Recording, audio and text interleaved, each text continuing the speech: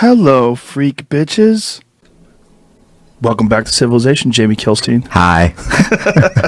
Dude, so a lot has changed since the last time we spoke. Yeah. And for people who don't know, you used to be the host of, or one of the co-hosts of Citizen Radio, like super progressive, lefty podcast. And you were a vegan, but now you ate a steak with Stanhope. All hell's broken loose.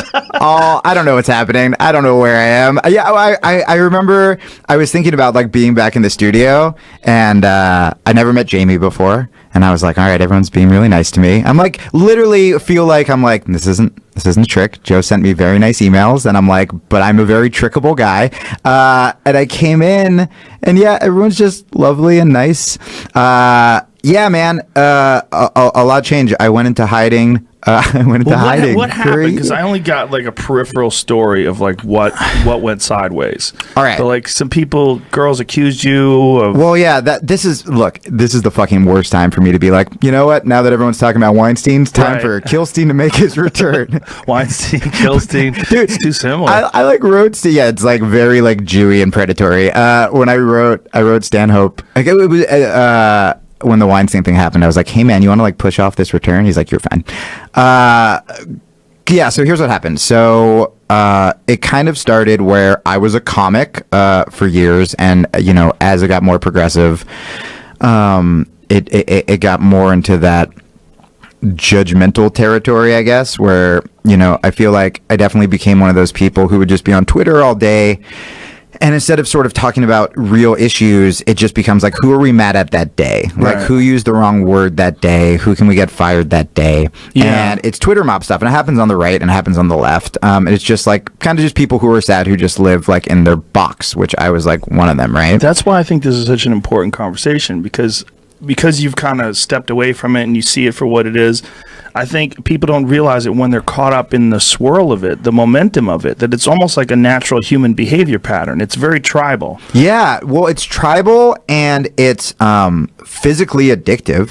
Yeah. You know, like I've like gone back and forth with like drinking and not drinking and pot and not smoking pot. And I can tell you that the thing I was addicted to the most was Twitter. It was refreshing Twitter. It was like you literally get dopamine hits from that. Yeah. Like I remember when I first tried to get off Twitter, I was fighting with some fucking stranger in my living room on Twitter, and I was like, you know what? Fuck this. I'm gonna go take a walk. I don't need to be involved in this guy's life. I closed it, and before I even knew it, I'm like walking in the park, fighting with some other guy on my fucking phone, and I'm like, it follows you. Like if someone's calling you a cunt, they're calling you a cunt at dinner with your girlfriend. They're calling you a cunt when you go to like your brother's graduation, and you're just like refreshing it, waiting for someone to tell you that you're good.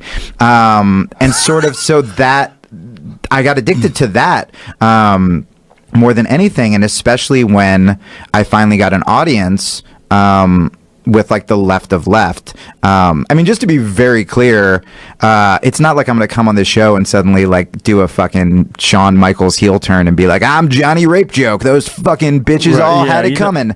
You're just being a person. Well, and that's what I like wasn't doing for a very long time. Is I feel like, I don't want to speak for people, but I feel like with me, I always needed something to like define me, right? Where it's like I'm a progressive, or I'm a vegan, or I'm just jujitsu, and whatever I would become kind of currently obsessed with, I would sort of like throw the other shit away and kind of like shit all over that, because you know a lot of times I would feel like a failure. Like that's really where the progressive. I mean, I still hold a lot of progressive ideas, but that's when I went from comic to political. It wasn't that I like wanted to make comedy my like nemesis, right? It was that I feel like I failed. You know, I dropped out of school to start comedy at like 17. And I did the things you're supposed to do. And yeah, I did Montreal a couple times and Conan once. And I had this year where it seemed like things were going to happen. And then, you know, I was kind of that guy that people were like, oh, we like you. We can't do anything with you, but we like you. And so I started to kind of make my own audience. And the audience was fucking great. It was like a bunch of, you know, when that show started, it was a bunch of just weird, sweet, nerdy comedy fans. And then everything just started getting pushed to Crazyville. Like when I knew shit, I said this on Doug's podcast, when I knew shit got nuts is when I was defending a trans person. So already like a left issue, like I'm doing the right thing, right? And I called this transphobic guy an idiot. And we get an email that said, while we appreciate you using, defending trans people, the word idiot is ableist. And I wanted to be like, you're retarded. You're a retarded cunt. Explain like, ableist for people. Ableist is making fun of people I don't know. Yeah. I don't know what it means anymore. I thought ableist was just like, that guy's in a wheelchair, fuck him. Right. But I guess like all these different terms, these everyday terms, like I guess idiot is ableist because fucking, I don't know, there was an idiot in a wheelchair. No. It's ableist because if you're not an idiot, if your brain works well, you're mocking someone whose brain doesn't work well. They are not able to think correct. Oh, okay. So you're an ableist. Joe, you just out-progressived me. Well, I'm pretty progressive, believe it or not. I mean, I look like a meathead, and I espouse some right-wing ideas. Well, but when it comes to, like, social issues, I'm very progressive. That's why we became friends. You saw a gay rights thing I did on Twitter. Yeah. Like, you weren't... That's why. What I saw happening... I don't mean to interrupt you, but what I saw happening with you and what I see happening just in general online...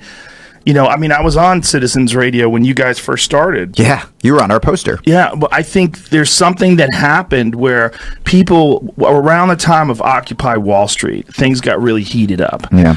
And people started moving way left, and then some folks started moving way right. And I really, truly believe to this day, the way left is what started the whole Trump movement. It's in response to the way left. Yeah. I think all these shitheads got together and they didn't like being accused of being assholes or ableists or rapists or whatever it is by the ultra progressives.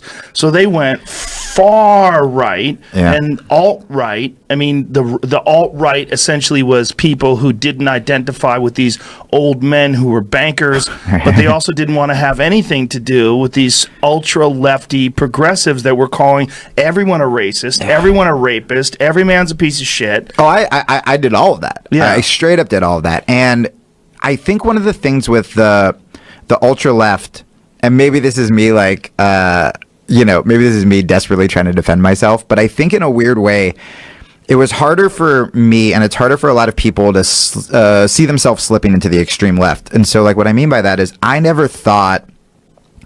When I heard people say the extreme right is as bad as the extreme left, I was always like, fuck you. Because, like, the extreme left isn't like, bombing Palestine, being like, give us free healthcare, or like, let trans people piss in the right bathroom. Like, even that, like, the shooter, not in Vegas, but that DC shooter, like, he was like a fucking crazy guy. He wasn't, ableist, I'm sorry. He wasn't like shooting the politicians, screaming like, I mean, he liked the Bernie Sanders page, but it wasn't like we are launching wars against Islam for Christianity. It wasn't, or we're doing this for free market capitalism. It was, to me, the extreme left, when I heard people say it, and the reason I would scoff when someone like you would say it is because I'm like, dude, like the left should just be like, stand for like equality. Everyone has the right to an education. Everyone has the right to not go fucking hungry, to have health insurance.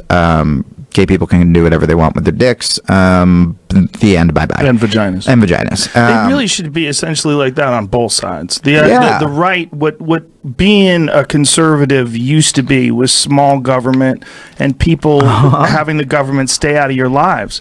And somehow they do the or another, opposite. It's morphing. Yeah. Totally. Where it's like, we will stay out of your lives, but we'll be like in your pussy if you want a fucking abortion. We'll tell you like whose dick you can suck. The abortion thing is where it gets real squirrely, right? Because the abortion thing is essentially, it's a religious thing. And it's a religious thing, it's a moral thing, and it's also...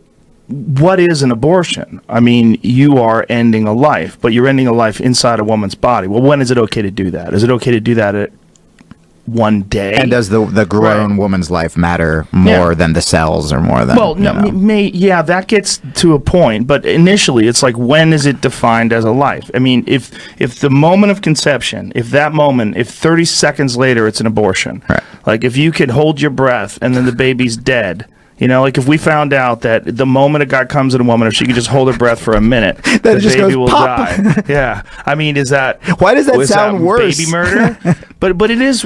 Look, abortion is fucking weird, right? It's weird. I'm pro-choice. Yeah. But abortion is weird because, like, when it gets older, when you're 4 weeks in, 6 weeks in, and it's still legal, and it's a fucking little baby... I mean, it is a little baby. Look, man. You look at it, it looks like a little baby. Sometimes they have a heartbeat if it gets to a certain age. Yeah. What's going on? Like, I'm not saying that it should be my choice to define whether or not someone should do it or not do it, but it's very disingenuous when people frame this argument as it's a woman's right to choose, period, and that's what it is. It's not just that. Yeah. It's also killing a baby. I don't know, man. Feminists don't like me anymore, so I'm like, coat hanger up. I'm out of this debate. I don't give a shit. Well, it should be an honest debate because it is a very controversial and a very nuanced issue. It's not as simple as, you know, the right doesn't want a woman to choose and stay out of my body. It's not just stay out of your body. It's like, what are we doing? We're killing a baby that's in a woman's body. At what age should that be legal? Well, and I think that's the whole thing that we were talking about before with these like echo chambers where, you know, for the first time ever, I've been listening to sort of like both sides of issues. First time ever? I mean, first time since recently. Yeah. Well, because like you just the majority of people like, yeah, I'll totally fess up. Sure. Like Right. I didn't ask a lot of follow-up questions because your Facebook feed is curated and your Twitter is all of your friends and for the most part people you agree with. And, you know, comedy now. Like, I've been listening to, like, a ton of, like, backlogs of your shows, because once I was just like, oh, he doesn't hate me, I can listen to the show again? Great. I never hated you. No, I know. I never hated you. And so, but I started listening to the show and, like, hearing pretty equal, you know, progressive to conservative ideals, and comedy was always kind of this cool place where you could explore ideas because comedy and jokes and laughter would sort of take the edge off a little bit, you know what I mean? And you could actually talk about issues. And once I kind of became part of that crew that would even shit on comedy, then it was like, well, I can watch Democracy Now! And I guess that's it. And I have and I would feel fucking stupid. I hung out with journalists. I didn't hang out with comics. I hung out with people where I was sort of like, felt like the joke monkey, and like the high school dropout part of me would get really what do you mean by you felt like the joke monkey? Did you feel like you had to be funny when you're around those people? Yeah, because when I tried to say something like political or that I thought was smart, it would just be kind of like hushed, because I'm not that smart. I'm good at like telling stories. I'm good at like I think listening and asking like decent questions, but I was never like a fucking intellectual, and a lot of that crowd is, and that's good. We need those people, right? But it was really easy for me to be like, just shut up. You know what I mean? But is this all in your mind? I mean, you're a human being, right? I mean, if you're just talking to these people, you're not an unintelligent person. No, like, I think is this just an insecurity that you carried around with you when you were around them? Totally. Yeah, because you were venturing. The reason why I ask you this, your show was sort of, in a lot of ways, venturing into the world of journalism. Oh, so that's where I was going. That's right. That's where I was going, like, sort of way back, which was, you know, the show. The show started as a comedy show. Right. It was called Drunken Politics before it was called Citizen Radio. I think we changed it maybe around like Occupy. But it was comedy, and like we had progressive ideas, so that's sort of what we talked about, but it wasn't that we had to talk about. It became this thing where any progressive issue in the news that day or on Twitter, we had to talk about that day. Right. And it's sort of lost. I don't know. Did it also? Sorry, no, keep please. Interrupting here, but did it also? You guys went to a sort of a subscription service. No, we actually didn't you? No, the thing I'm really proud of about that show and why I'm definitely bummed out I lost a lot of those fans or whatever was we started ages ago. We were pretty early on with podcasts, and we never had commercials, and we never had. You didn't really get anything if you paid. It was voluntary. It was like a shitty version of NPR where it was like, everybody gets the show for free, right? It was like us trying to be socialist. Everyone gets the show for free. If you can't afford $5 a month, $10 a month, $50. Right. Well, a lot of people do that way. I mean, Sam Harris does that. Totally. Yeah. We just didn't really have, like, we couldn't afford to send you like a tote bag or whatever. But yeah, so it wasn't a pay model. Everything we said, anybody could hear. Right. We occasionally did like little like goofy bonus shows for like subscribers, but that was it. That was the question. So there was some shows that only people who subscribed could do. Yeah, most of it. Not a lot though. Okay. Yeah, and it was 5 days a week too. Right. So it was a lot. That's another thing. When you're doing a fucking show 5 days a week, you got to dig for things to be like pissed off about, to not be redundant. Yeah, I've done 5 day a week shows, and I don't think I'm at my best 5 days a week. I think 4 days a week is where I like start to break down. Yeah. Like anything after 4 days a week, unless I'm doing like fight companions, which are just a goof. That's just hanging out and like watching fights. That's easy. Yeah. You don't want to get stale or bored. You don't want to force it into being a job. No. And I think what I got out of you was that you were getting a lot of praise, and you were being hailed. Like I saw Jezebel wrote something where they called you a great example of an ally. Well, that was this year, Jezebel. Yeah, but I mean, that expression is a very odd expression. I mean, I hate to sound like this disingenuous egalitarian, but I really do believe this. I mean, we should be allies to each other. We all should be. This idea that like there's a goddamn team war going on, and that Jamie Kilstein is out there bucking for the females. Right. But that's what it's like. It's like that's what they but they reward that. See, this is the thing. It's like and this is not to single out Jezebel, because I think they've got some great writers. Sure. There's something that happens with people when you write a lot of mean, very critical stuff, and you become this attack machine, and this is how you promote your ideas. This is how you push your agenda, by attacking people that some of them fucking deserve it for sure. Some of them are definitely assholes, but it becomes almost like the currency that you deal in. Yeah, and that goes back to the insecurity, right? By the way, my dad... But let me finish. Oh, yeah, sorry. Is that when you're an attack machine like that, and I'm not saying that Jezebel is, but there's a lot of the blogs that are attack machines.